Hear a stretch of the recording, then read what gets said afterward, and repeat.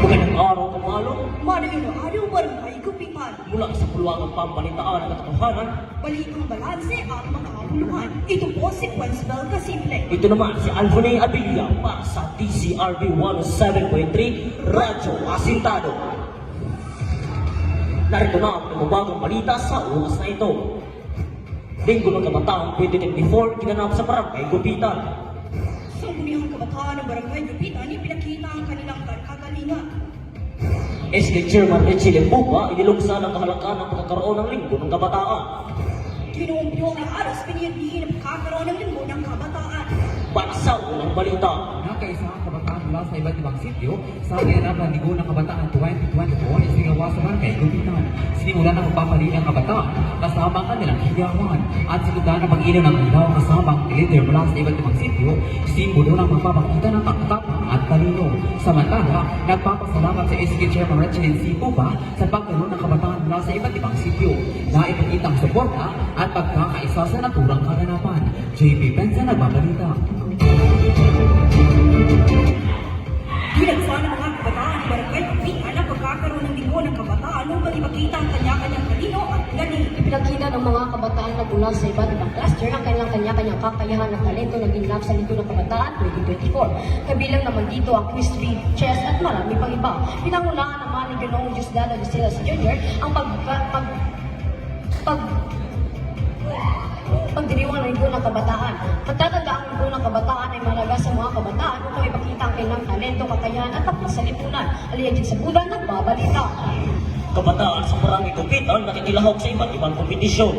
Ginitis kay Chairman Richard Pupa ang kalagahan ng Linggo ng Kabataan upang ipamala sa kanyang talento at nagpapaslam ito ng kilahok ang mga kabataan mula sa iba't ibang sitio sa kompetisyon ng ginap sa barangay Gupitan. Samantala, nagmatiwasaya sa pangkabataan pili ni Por Barangay Gupitan na yan ikaw dinarong sa nagbabalita. Kinumpyo ni Aros pinipiin ang pagkakaroon ng linggo ng kabataan. Abangan ang buong detalye sa pagpapalik ng Radyo Asintado.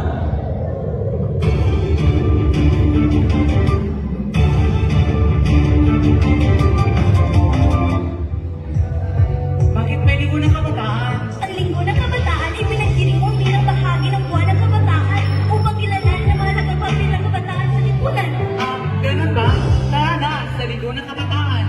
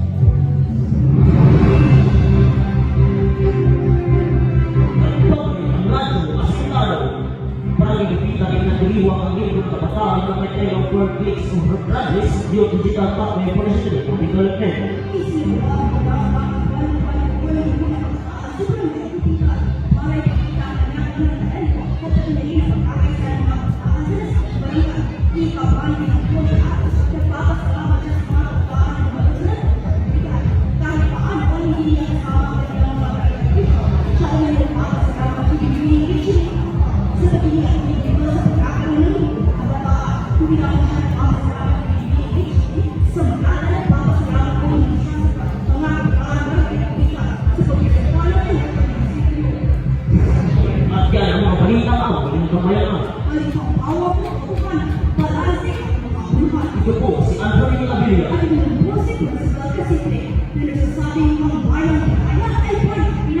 Magandang araw, Pilipinas, mabuhay ka.